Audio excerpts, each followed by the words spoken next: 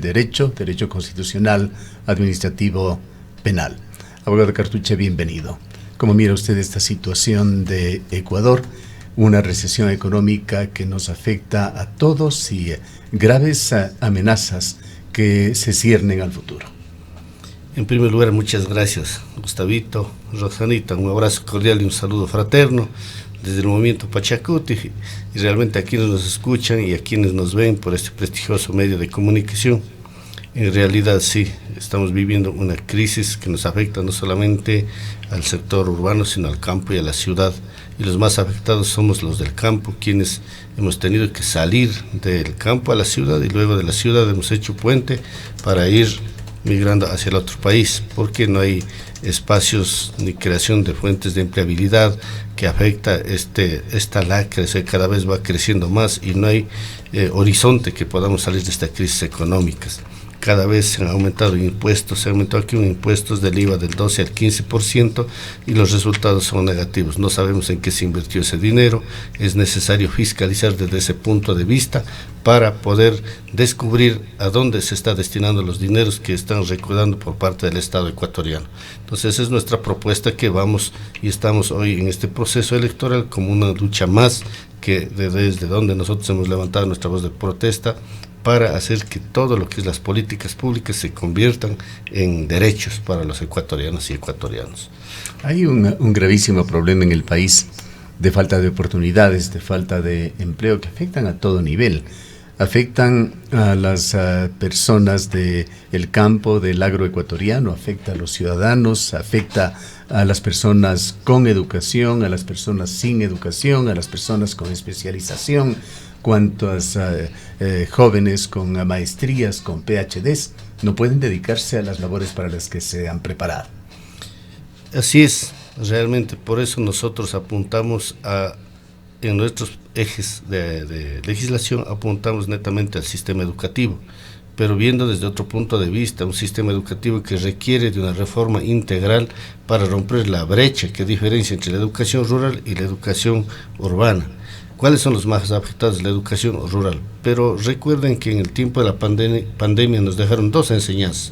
La una, la educación virtual, y la otra, lo más importante, es de que el campo alimentó a la ciudad.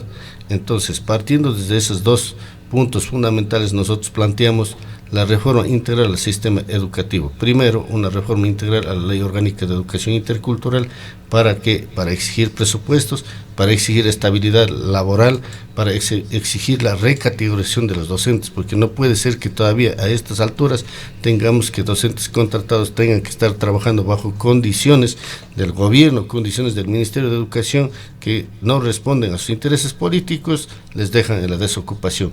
Eso genera desempleo, cuando se tiene que potenciar el empleo en el ámbito educativo y la profesionalización docente. En segundo lugar, tenemos el tema de la Ley Orgánica de Educación Superior. Ahí tenemos que tener dos cosas puntuales. Uno, la infraestructura educativa universitaria ya no da para más, está colapsada y no puede albergar más estudiantes. 18,000 estudiantes se inscribieron para ingresar a la Universidad de Cuenca y de ahí ingresaron 4,000. Y la pregunta es, ¿y el resto qué pasó? Unos ingresaron a las filas de las universidades privadas y otros ingresaron a las filas de la migración, que hoy están siendo víctimas de la persecución del gobierno de Estados Unidos y amenazados a regresar nuevamente a la desocupación y aumentar, quién sabe, a qué organizaciones criminales se puedan vincular estos jóvenes que no tienen la oportunidad de trabajar.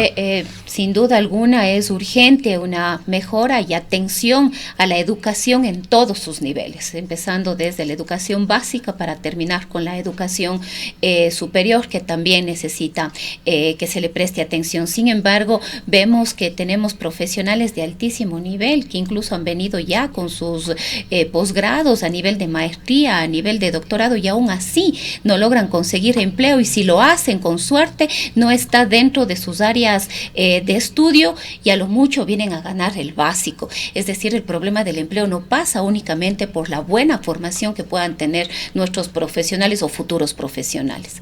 Pero ahí hay que hacer una mirada a las leyes caducas también que están en el sistema educativo. La Ley Orgánica de Servicio Público establece en el artículo 12 una excepcionalidad que nosotros desde la visión más integral e incluyente pensamos que esa ley se tiene que reformar para quitar esa excepcionalidad en donde hay funcionarios públicos, jueces, fiscales, notarios, empleados públicos, en donde cumplen doble función. Cumplen una función pública y también son docentes. Es por eso que nosotros, en un análisis que hemos visto, el servicio público es deficiente. ¿Por qué? Porque no cumplen las horas que deben cumplir en el ámbito de sus funciones y también dan docencia. Entonces, si reformamos esa ley, vamos a eliminar la excepcionalidad para que el docente se dedique netamente a investigar, porque esa es la ley lo que determina: investigar, enseñar, planificar, y eso es lo que se tiene que hacer para elevar la calidad de la educación. En este sentido, justamente va encaminado a los nuevos profesionales que tienen una formación adecuada y están en la desocupación, y no podemos estar permitiendo que exista ese pluriempleo. Entonces esas miradas se tienen que dar desde ese punto de vista. Yo también me he formado, tengo mis maestrías, tengo mis especializaciones, pero no tengo una plaza de trabajo. ¿En dónde hizo su formación ustedes? Yo hice mi formación aquí en la Universidad de acá de Cuenca, y agradezco el espacio que me han dado para poderme formar, y me hice unas maestrías en la Universidad Andina, en lo que es Derecho Constitucional, Derecho Administrativo, y también una especialización en Derecho Penal. Sin embargo, es difícil obtener un puesto de trabajo. Podemos llenar de títulos, de cartones, pero el espacio está copado por estas circunstancias que no se permite abrir esa brecha, porque hay este pluriempleo. Entonces eso hay que eliminar. Desde nuestra visión y desde nuestras propuestas que planteamos es justamente cambiar ese sistema, hacer que desaparezca el pluriempleo para generar nuevos talentos que ingresan a la universidad a dar docencia académica. Con sus raíces en Saraguro, un pueblo que muchos ecuatorianos admiramos, una comunidad que se muestra progresista, en buena medida autosuficiente. ¿Cuáles son los temas que más le preocupan? ¿En qué medida, por ejemplo, a Saraguro ha afectado la inmigración? Últimamente Saraguro está afectando dos cosas. Hay un gravísimo problema y un deterioro del territorio, porque está afectado por el tema de esto, de la degradación ecológica, de la degradación del territorio. Hay fallas geológicas muy graves. Entonces eso ha implementado la migración. 1, 2, la migración creció desde el año de 1998 hasta la presente fecha. Se inició una migración hacia Europa, hacia España, y luego fue un trance hacia Estados Unidos, y no ha parado de eso, de generar migración. ¿Pero debido a qué? Debido a que no hay fuentes de trabajo, no hay fuentes de empleabilidad. Los emprendimientos están netamente paralizados. Ha habido mucha persecución desde Agrocalidad a los pequeños emprendedores, porque no hay una política agraria clara para los emprendedores agrarios. Y no solamente Saraguro, sino también aquí en el Azuay, debo hablar, porque el Ministerio de Agricultura, en vez de ser un ente que dicte políticas agrarias, ha hecho parches para dar proyectos de 5.000, para que se compren semillas, ha hecho unas vacunas de los animales que se utilizan en el campo, pero no hay una política agraria que potencie obviamente el agro. Por eso nosotros apuntamos a la agroalimentario, a la agroecología. ¿Por qué? Porque primero tenés que proteger la tierra para sembrar sano y comer sano. Y para eso necesitamos el recurso hídrico, y con el recurso hídrico nosotros podemos desarrollar esas actividades agropecuarias, y exigimos vialidad para que esos productos que se producen tenga circulación hacia el mercado y que se valoren los precios justos. ¿Tiene usted parientes, amigos cercanos en Estados Unidos o en los países europeos que hayan sido parte de esta migración masiva de ecuatorianos? Tengo hermanos, tengo sobrinos, tengo cuñados, tengo todo en Estados Unidos y en Europa, y con ellos hemos hecho este enlace, porque ellos salieron alguna vez diciendo que vamos a volver en 5 años y ya, porque se mejora nuestra economía. Ellos se fueron en 1998, otros se fueron en el 2000 y hasta el día de hoy no han regresado. Lo único que han podido hacer aquí es tal vez una casa, pero igual eso queda aquí en Ecuador esa atomización de las familias. No ha habido esa fuente de trabajo, y realmente ellos se han quedado allá, y también me han manifestado la crisis que están sufriendo, porque son unos ilegales y otros son legales. Entonces esa situación nosotros vivimos y palpamos. En mi persona lo he palpado en forma personal, porque tengo familiares allá. ¿Qué puede hacer usted sobre estos temas para tratar de cambiar estas duras realidades desde la Asamblea Nacional? Bueno, desde la Asamblea Nacional nosotros tenemos una mirada. En primer lugar, hay que solidarizarnos con nuestros compatriotas que están en el extranjero, que nos están mirando, que están sufriendo la falta de atención del gobierno. El gobierno nacional tiene que dictar políticas claras sobre el tema migratorio, Primero, para mí, un concepto, el abrir las fronteras, creo que permitió el ingreso de muchos compatriotas de otros países. No estoy en contra de que no ingresen, pero no sabemos bajo qué control, bajo qué circunstancias ingresaron en este país, y de aquí empezaron a generar. Los ecuatorianos salieron hacia el exterior buscando nuevas fuentes económicas, nuevas fuentes de trabajo. Sin embargo, ahí están sufriendo las consecuencias. ¿Qué se tiene que hacer desde la Asamblea Nacional? Que el gobierno nacional dicte políticas concretas, hagan acuerdos bilaterales con el Estado a fin de evitar que los ecuatorianos y compatriotas sean tratados como delincuentes y regresen al país a seguir engrosando las filas de la desocupación.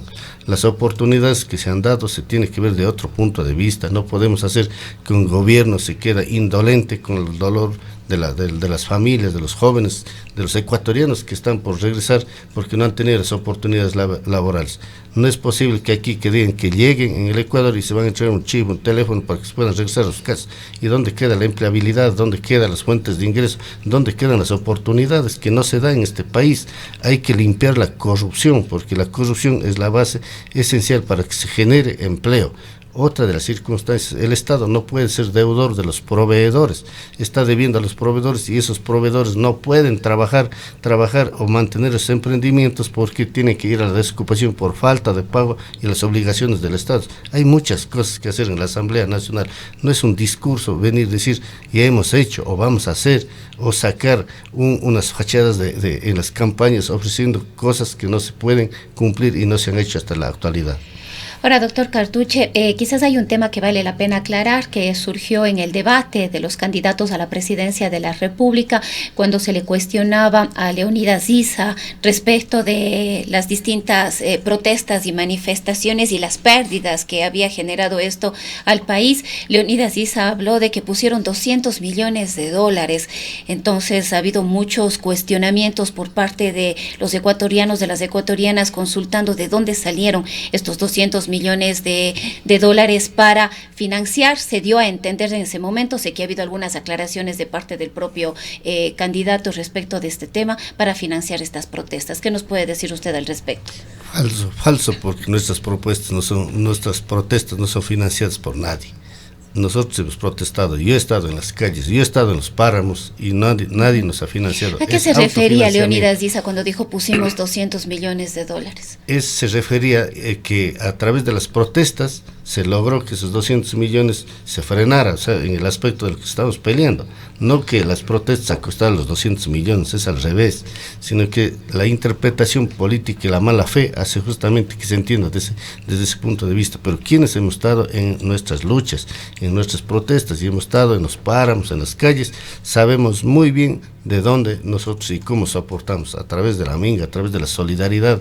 De esa manera nosotros hemos hecho nuestra protesta y nuestra exigencia de derechos. Por lo tanto, no puede ser malinterpretado estas circunstancias diciendo que hay un financiamiento de 200 millones en este sentido para ejercer un derecho de la protesta social.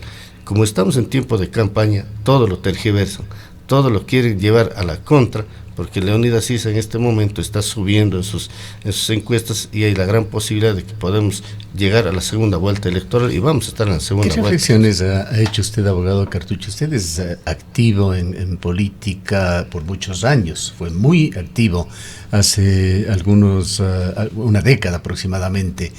Entendemos que luego se ha dedicado usted a su profesión, un poco a la academia. Pero ¿qué opina usted sobre ese fraccionamiento del movimiento indígena? Tenemos indígenas connotados, campesinos connotados en uno y otro partido. Está por allí Yacu Pérez con el movimiento amigo en una extraña mezcla desde el punto de vista político, una candidatura de Leonidas Issa que no cuenta con el apoyo total de las comunidades, de los sectores indígenas. ¿Qué pasó con el movimiento indígena? ¿Cuál es la situación actual? Bueno, en tema político es difícil poder mantener una línea disciplinaria cuando se sigue un objetivo. En mi caso, yo nací con el movimiento indígena, nací con el movimiento Pachacútec, he estado en el movimiento Pachacútec, me alejé un momento porque parecía que las cosas ya no iban bien, pero sin embargo hoy las organizaciones con quienes hemos caminado, con quienes hemos luchado, me han dicho, regresemos, reestructuremos el tema del movimiento Pachacuti, porque no puede estar en pocas manos, tiene que estar en manos de la colectividad, porque el movimiento Pachacuti surge de una organización, surge de un brazo político, que es la CONA, y aquí en el ASOI hay dos organizaciones principales que han estado en la calle, es la UCIA y la UNASAI, y ellos han luchado y ellos hemos estado en las calles en todo, entonces ellos han dicho regresemos. Ahora bien, frente a lo que viene pasando, este fraccionamiento se da netamente por intereses de carácter personal. Hay dirigentes malos que no han podido sostener la visión colectiva y han direccionado de otra manera, pero favoreciendo el interés personal, y eso es condenable porque aparece que el movimiento indígena también aparecen camiseteros.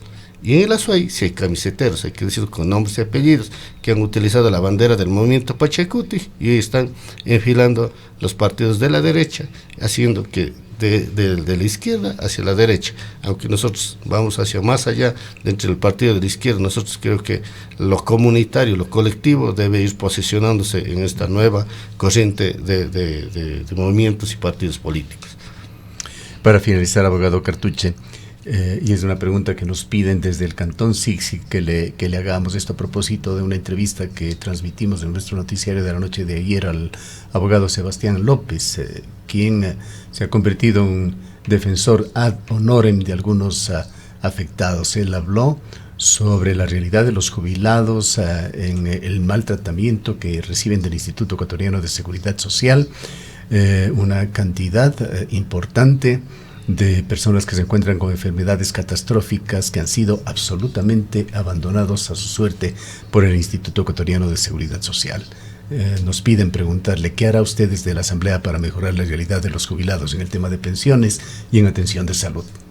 En primer lugar, el seguro social es un tema de solidaridad partiendo del principio constitucional, pero sin embargo hay deudas que se tiene que hacer que deban pagar a los jubilados. Yo tengo un caso de un jubilado que se jubiló en el 2015. Le hicieron las cuentas que tienen que pagar un recurso como bono de jubilación de $39,000 y hasta el día de hoy no se ha cancelado. Nosotros hemos demandado una acción de protección a fin de que cancele y hasta el día de hoy no nos dan respuestas ni la Coordinación Zonal de la Educación ni el IES. Entonces, ¿qué hay que hacer en eso? Hay que entrar a fiscalizar a esa institución. Yo no sé por qué los asambleístas que ya pasaron por la Asamblea Nacional no han puesto énfasis en este tema tan álgido que con nuestros jubilados que han dado la vida en la actividad laboral, sirviendo a las instituciones educativas, a la salud y en todo largo, no han dado atención. Pero nosotros tenemos que entrar a fiscalizar y hacer que ese derecho de los jubilados tiene que ser atendidos, porque hay que levantar la voz, porque no hay nadie más que pueda levantar. Por eso ayer cuando nosotros conversamos con unas damas que son de la tercera edad, decían, por favor, ayúdenos a nosotros también. Pero claro, pues todos hacemos los ecuatorianos, desde el niño hasta las personas de la tercera edad, pues que tienen este derecho.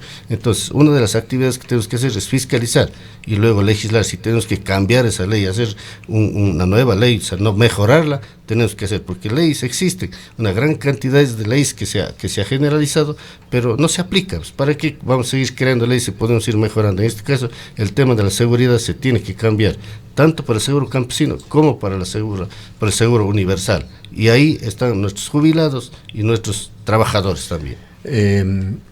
Cuéntenos finalmente, pues ahora hay que votar en plancha. ¿Quiénes más le acompañan en su lista? Las encuestas dan cuenta de que un 28% de asambleístas serán de ADN, un 26% de la Revolución Ciudadana. A Pachacuti le dan una fracción mínima. Ojalá alguno de ellos sea de la provincia de la SOAI. Así es, la realidad es distinta, pero recuerda que estamos este rato con un candidato presidente que ha irrespetado la norma constitucional.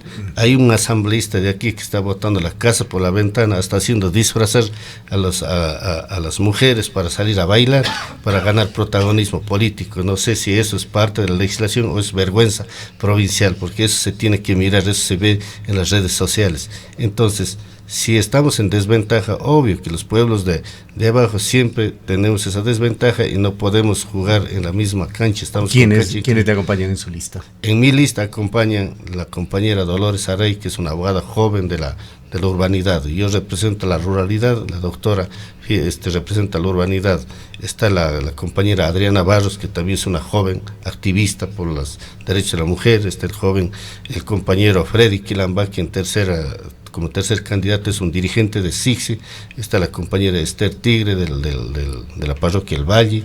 Está el compañero Carlos Yunga de Girón, y está otra compañera Gladys Pucci de acá de Tarqui. O sea, nuestra lista es justamente representativo de todos, del campo. Mayoritariamente rural, pero también con una presencia. Esa es la vinculación que nosotros presentamos como candidatos diferentes a los que están aquí. Solamente los otros partidos han hecho una lista única, solamente representando al sector de la urbanidad. Nosotros, en cambio, hicimos esta coalición campo-ciudad para poder llegar con nuestras propuestas a ambos sectores. Bien, le agradecemos por su presencia y éxito en estas elecciones, que serán ya muy pronto, el domingo 9. Muchísimas gracias a ustedes y un abrazo cordial y una invitación a todos los azuayos y azuayas a votar conscientemente por el movimiento Pachacuti. Muchas gracias. Declaraciones del abogado Ángel Cartuche, él es candidato a la Asamblea Nacional por Pachacutic, listas 18. Son las 8 horas.